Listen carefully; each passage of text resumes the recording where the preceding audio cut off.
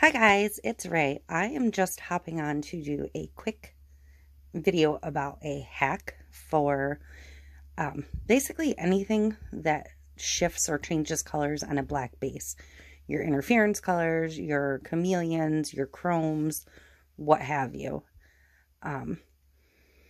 You'll pick up one of these and you'll look at it and you'll think, okay, these are from Woody's Goodies. This one is a chameleon called Pony, and this one is part of the Magic Peacock series called Golden.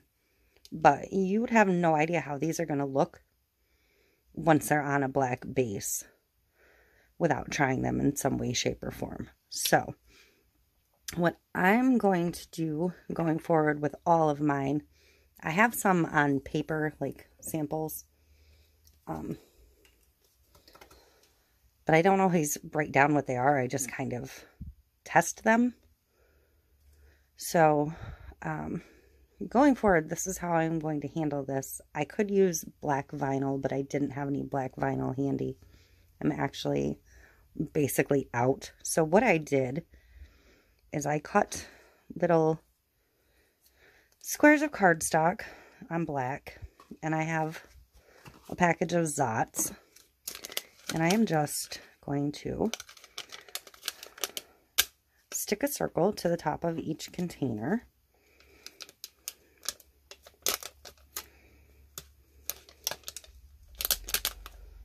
Just real quick.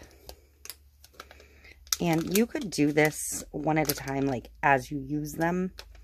Just go ahead and do this. You know, if you've got some mixed up to do a tumbler, go ahead and label the one you're working with. Or if you get a big batch, you can sit here and do them in a big batch like I'm doing right now. So those are ready to go. And then, see, this one's blue, but you can see the color. This one's a chameleon. You might grab it by accident and think, oh, it's just a pink mica. Well, it's not. It's a shift. It's a chameleon. So, but that way you can just quick at a glance. And I don't know if you can see the shift in this light. This got like a purple now and blue. Like this is a hyper hollow from Solar Color Dust Pewter. This is a chrome purple to black.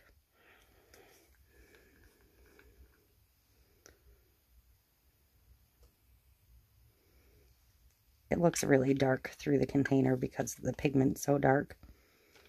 And I mean, these two are interesting because this one's a ghost chameleon, this one's a chameleon pigment. But this one is gold, orange, and red. This one is red, orange, and gold. But at certain angles, they look the same. And some angles, they don't. So, I did mark the outside baggie on this one and the inside baggie because sometimes they get separated. So, this is my little hack. You can also, and I will show you this, just swipe it dry on a piece of paper. But this is just a little piece of backing from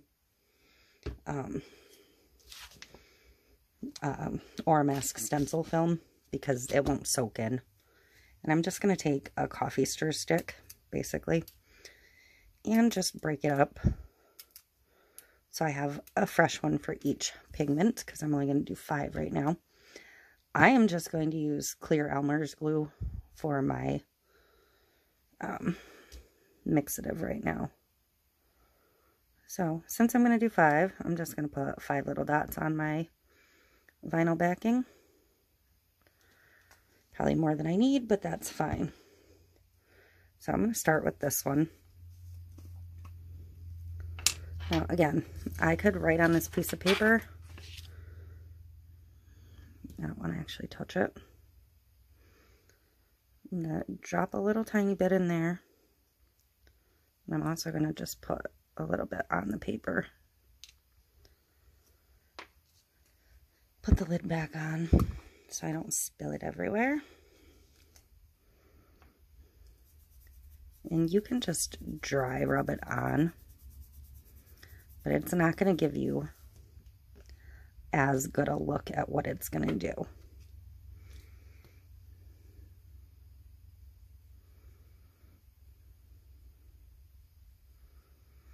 So I'm just going to mix it up with the stick. And you don't want to overly saturate the paper because, I mean, that's way more than I needed, honestly. But just cover your paper or vinyl, whatever you used for a black dot. You can even do this part with tack it if you're doing a tack it cup with one of these, or an adhesive spray over a vinyl, whatever.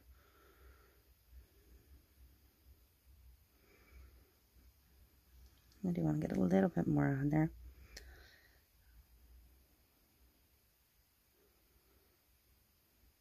Just try and get it spread somewhat evenly. But you can see that's almost got a little bit of a purple to it and a green. I struggle to read these labels, so I can't really see what it says. But, so that's one. I'm going to go ahead and do this little one. This one says it's violet, purple, and gold. And you only need a tiny, tiny bit. I mean, this is only a 1 gram container, but I'm taking such a tiny amount. It's not gonna hurt anything. I just have a ton of white looking containers around here, and this is a way to sort them all out and know what's what at a glance.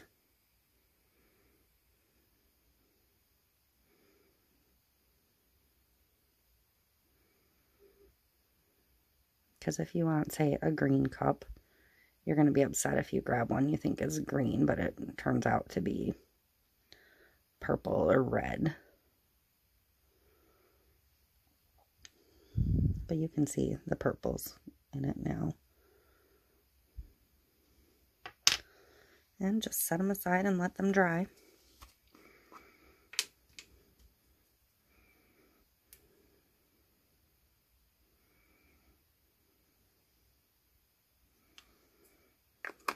Top back on.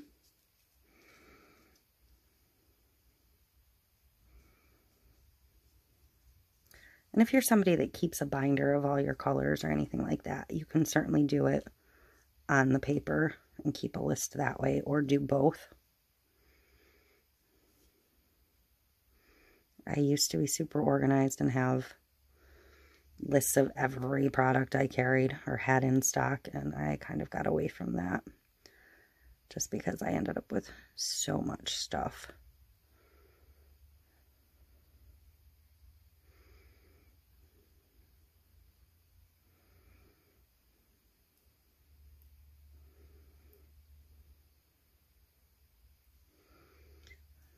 See how that goes from the purple down.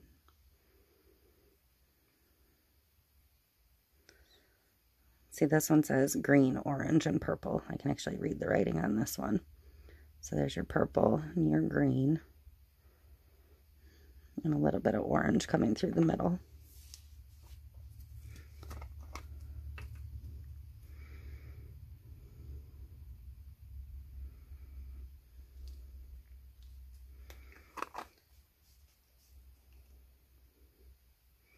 This one says it is bright gold. Well, these are called the Peacock series, but they're interference micas, really.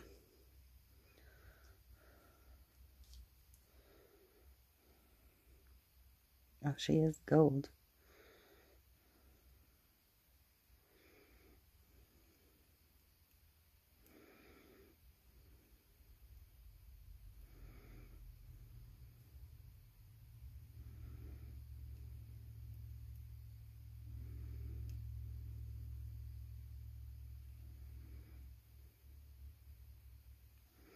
That one's the gold. This is, I believe, the silver counterpart.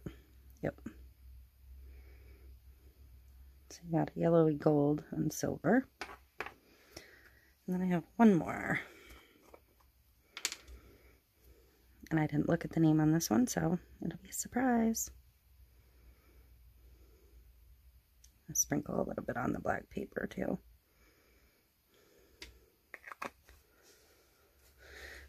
And just dry rub it. This one looks like another yellowy gold. Golden.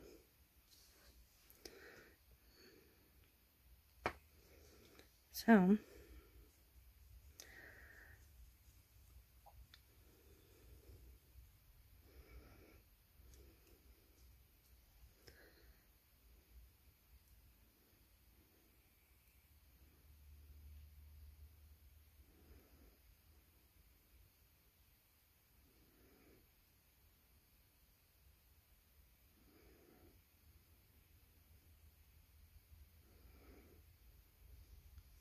there we go. You can see how that's gold. This one's almost greenish gold, and this one is yellow gold. But that's it. That's my hack for dealing with your chameleons and interferences. I mean, if I take, say, these three and tip them this way, they all look the same. So, same with these.